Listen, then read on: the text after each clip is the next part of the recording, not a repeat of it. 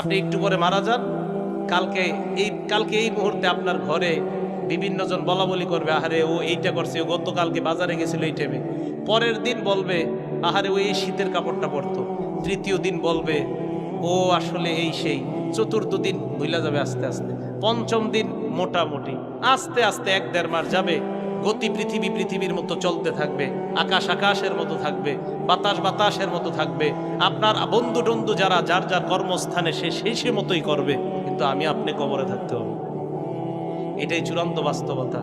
ইমানদারকে যখন বলবে আমি ইমানদারকে সত্যায়ন করলাম, আমার ইমানদার বান্দা যা বলছে সত্য কথা, এই কথা বলার পর আল্লাহ বলেন আফরিশুহু মিনাল জান্নাহ, আমার ইমানদার বান্দাকে কবরের মধ্যে দুনিয়ার মানুষ 3টা পাতলা কাপড় দিয়ে পাঠাইছে।